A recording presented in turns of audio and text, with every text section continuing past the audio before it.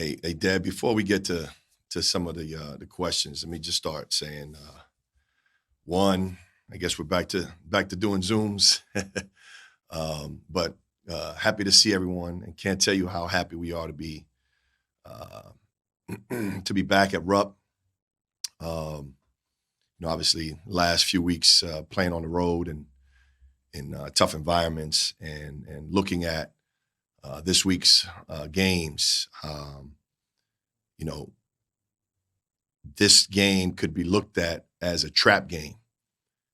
Um, when you're playing the number 2 team in the country in anticipation of playing Saturday at Kansas, a number 7, the top 10 team in the country, you can forget about this kind of a game, and it's something that we're not doing. I got to say that this team is a really, really good team. Mississippi State is a well-coached team. Coach Howland is a Final Four coach who's done it and has done an incredible job here at Mississippi State. We've got a 9 p.m. game on the midweek. And as you guys can remember, the last home game that we had, I think it was against Tennessee, if that's not correct, how much our players appreciated the energy in the building. And so before we get started, we want to make sure that we have that same kind of energy, that same kind of support for our fans to make sure that they come out. We're not sure what our makeup of our team is going to look like. We'll have a better idea later today when we start to practice. But, that energy that those guys felt from all our fans was a big difference. And we want to make sure that we have that same kind of energy in the building Tuesday night at 9 o'clock.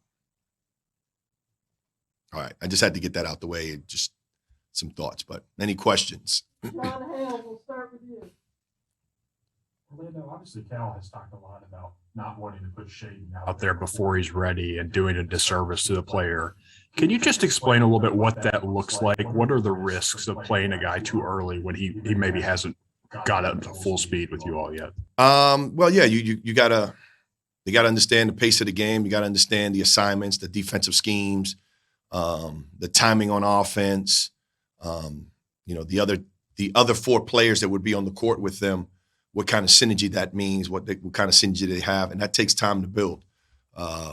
You get some game slippage when you go from practice to games, and when you're this far along in the season, it's really hard to try to throw somebody into it if they're not really ready for it, and then we'll not only put the kid in a position to maybe do harm to himself, but also to our team if it's not at the right timing. And Cal is always conscious and aware and alert on what's the best for our kids, and I don't think that'll change even with Shaden. Jerry Tipton will come to you next. Yeah, Orlando, if I can ask a follow on that and another question after that.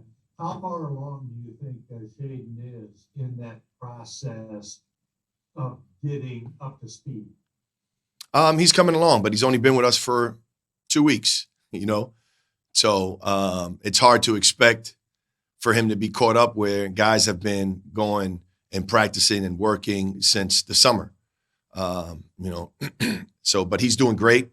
He's a quick learner, study, and he's working really hard. But there's a lot that's going on when a kid gets to campus midseason in terms of just getting acclimated to classes, the class schedule, the dorm life, the lifting, the conditioning.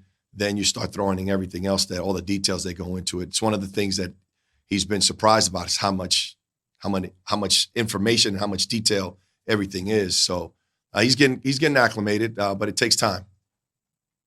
And I wanted to ask you about Xavier getting shook up twice now, running blindly into picks. And Oscar says he called out, but he wasn't that close, relatively speaking. What do you guys see in that? How much do you expect other opponents to set such screens? Well, a lot of teams are going to try to do those things because of the way Xavier plays the ball, and he's spearheads our defense with that kind of pressure, and so we've got to do a better job of protecting him. In an environment like Auburn with how loud it was, and at the speed of the game that's happening, he probably didn't hear it. Oscar said he called it. Probably didn't hear it, but we've got to make sure that we protect Xavier if we wanted him continue to be the catalyst to our defense the way he has been. And you all see that when he's into people and turning them, making them work over the course of the game, how that impacts the opposing team. Larry Bob, we'll come to you next. Yeah, good morning. Two quick things for you.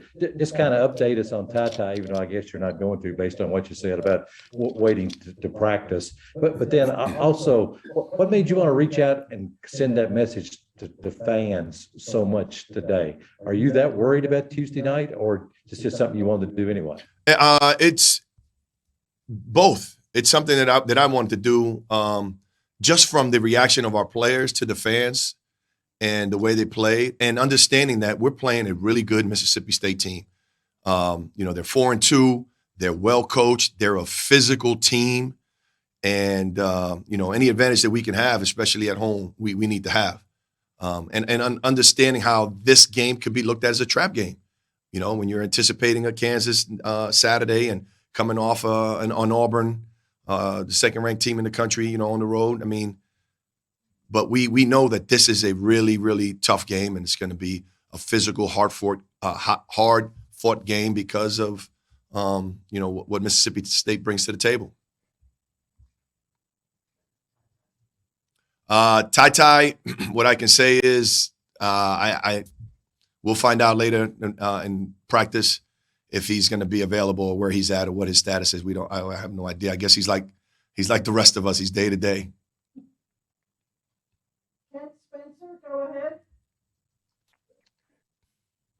Orlando, you guys seem to have a pretty good handle of how to play as long as you have one of Xavier or TyTy in the game. But obviously against Auburn, you didn't have either one of them for a long stretch. Do you guys have to kind of figure out how you need to play if you don't have both of those guys on the court?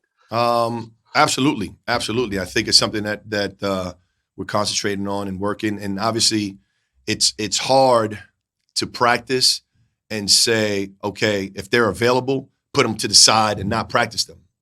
These are things that happen in the game, not anticipating injury and things like that. And the guys have to kind of change their roles mid-game and responsibilities. But fortunate for us, we've got a really, really smart veteran team, and we'll be able to make those adjustments if we need to. What we would prefer is that they're both available and out on the court and helping us. But like you said, the game throws obstacles at you that we have to adjust to, and it just gives our guys an opportunity to have to step up and with our next man up mentality. Mitch Brown, we'll go to you next. Coach, obviously a stark difference between tip-off time on Saturday and the tip-off time on Tuesday night. Is there anything you guys ever have to change when you have a game that tips off this late? Mitch, I would say no, not necessarily. I think most of our practices are determined by the kids' class schedules. And at this point in the season, we've played early, we've played late, we've played midday, we've played in the afternoon. So, it's just another opportunity for us to go out there and try to get better and try to put together a win. Kyle Tucker, go ahead. I know in your different times at Kentucky, you've shaken hands with some handed, powerfully gripped big men who are good at rebounding. But I wonder if you can text. I hear a lot about Oscar's hands when people talk about why he's so good at rebounding. There's a lot of the hand strength, I guess, is probably the hand size. Just how big is his actual mitts, and also just as a follow up to how much does his rebounding alone impact winning? Well, Kyle, I can tell you that he does have some vice grips. He's got great size hands. He's been gifted with the physical attributes that he has. But more importantly than that is the rebounding is will and desire. There's some skill level to it in terms of the anticipation that you need, the being able to wedge at the right time, and the timing that you need when the rebounds are coming off the rim. And he's got all those things, and on top of the fact that he's been blessed with incredible hands. And what was the second part to your question, Kyle? Just how much, just specific. I know he does a lot of, but specifically, it seems like his rebounding really impacts winning. Just alone in all the possessions and everything else. Absolutely does, and particularly with our defense, because his defensive rebounding, it allows teams just to get one shot at it and allows us to get into transition a lot quicker. Usually half of the offensive rebounds that you get wind up in being fouls or three-pointers, and we're not allowing teams to do that. And on the opposite end of it, he's going and getting us second and third opportunities. And with the talent level that we have, we want more of those opportunities to be able to score. Gary Graves, go ahead. Here, Orlando, I guess following up on an earlier question about how you play without your guards, what is that process for you in terms of keeping the lesser played guys engaged long enough, to know that, because of an injury, they could be thrown into action? Well, the beauty of our veterans is that they know this. Obviously, TyTy and Bryce are freshman guards forward, but the rest of those guys are veterans, and they've been in college games, and they understand what is required when an opportunity presents itself. So, both Kellen and Davion have played the point at different times in their careers. And so if they need to, they have to, they can. And so, they have to change their focus in terms of what we're looking for them to do in terms of with our game plan. John Wong, come to you. Hey, Orlando, we've been dealing with COVID now for about a year and a half, and I know everybody has an opinion as to masks and whether to wear them or not. I noticed the coaching staff, you're the only one on the sideline with a mask, and just wondered what your thought was in regard to that. Well, that was something because I was required to wear a mask up and until today, being that I was in close contact with someone that tested positive. So that's where it is from. And all of us are vaccinated and boosted, and so we're just following whatever rules the CDC has and the SEC has and the university has to make sure that we're staying healthy. Okay, thank you. John Hale, we'll circle back to you. Orlando, I know you weren't here when DJ Jeffries was committed to Kentucky, so maybe you can't speak to how he's grown since then, but what kind of impact does he have for Mississippi State? I wasn't here, but I did know, watched him on the circuit and knew his talent level. And he's certainly someone that has a big impact for their team. He's shooting in the mid-30s for them from three. He's very active on the glass. He's got great size and mobility, and he's been a pivotal piece in their success. Jerry Tipton, go ahead. Yeah, Orlando, as I understand it, Tolu Smith he's questionable whether he'll play. How much of a role do you think he plays for Mississippi State? What does he mean for them, and what would his absence mean? He's a big piece. Obviously, he's a starting five-man for them, 6'11", 245-pound center that moves really well, was averaging almost 3 offensive rebounds per game for them, and in double digits in scoring, and got to the free throw line an awful lot. They based a lot of their post offense through him, ran it to him, and I would imagine if he's playing, that they'll continue that. If he's not playing, then I would imagine they'll go try to get Phil Brooks in that role. And he's been sick and out a few games prior to them losing him against Ole Miss before, and they used Matthews as a starter. So I would anticipate that Matthews goes in at the 4 and Brooks moves over to the 5 for him. And I wonder too, the balance for Oscar in getting back in transition defense with being aware that the guy you're guarding may be setting a back pick that hits Xavier. How is that handled? How delicate is that? It's part of just having court awareness and understanding that because of the way we defend the ball, teams have to try to find some kind of release. And we do the same thing when teams are trying to pick us up. We go and we try to set a screen to give them some space, to give them some headroom to get downhill. We just have to make sure that we protect Xavier and protect our guards by being able to communicate it a lot sooner and a lot louder. Larry Bach, go ahead. Hey, Orlando, can you talk about the chemistry on this team, how good it is or is not, and how important that is or is not compared to maybe some other teams you've been part of? Chemistry is something that's been a strength of this team from the beginning. And I think all of us at some point have communicated that. The synergy and the togetherness that you need to try to win, it's important. It's huge in terms of winning. When you meet teams that are light with talent and coaching ability, and the intangibles come into play, and that's where the chemistry comes in. That's where the one more possession for your teammate, one more rotation, one more block, one more pass, one more offensive rebound. All those little things accumulate to winning, and you need to have chemistry and the guys to want to like each other and play for each other. They're out there playing for one another, creating this experience that we all get a chance to be a part of. And but they're the ones that are living it and doing it every day for and with each other. Jeff Drummond will come to you next. Hey, Orlando. I was wondering, Oscar's got such nice touch on his shot, but he's not really finding a way to get to the free throw line a whole lot. Have you guys been looking for ways to try to get him there to take bigger advantage of that? Yeah, actually, Oscar leads us in free throws, JD. So we try to get him in those opportunities where he's posting up.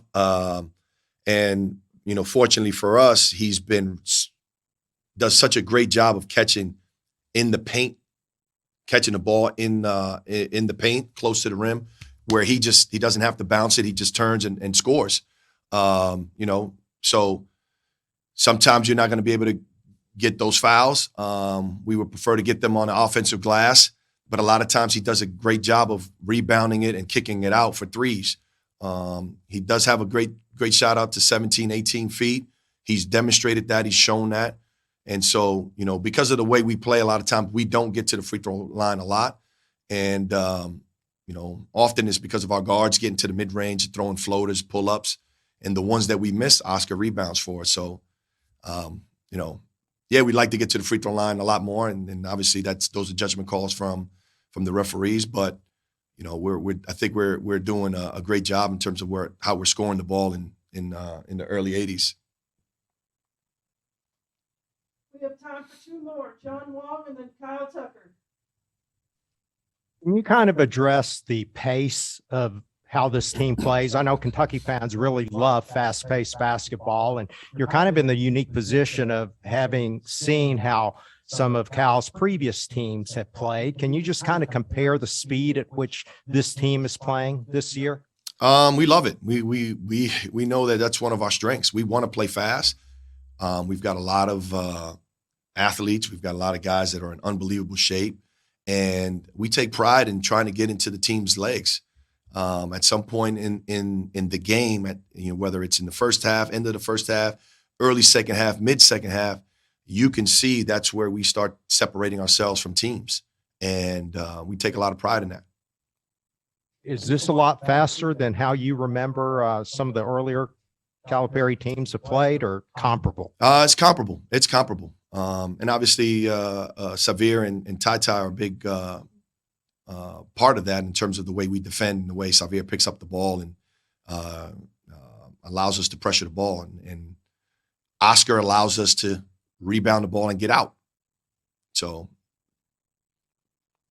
Kyle Tucker finishes off. And I just wonder what is the number one focus right now as you guys work with Collins every day and just try to get him better and better and more ready.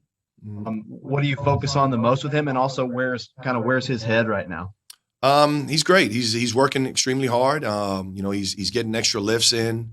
He's working with Rob Harris, a strength and conditioning coach, and working on his nutrition, and then getting extra reps with the coaches in terms of he's unique. He can play multiple positions, so he's got a lot of learning, a lot of growing in terms of knowing both positions, both at the 5 or at the 4. And so we're trying to help him along, make sure that learning curve gets expedited so that we can utilize his abilities, because he's really, really talented, and we know that we need him.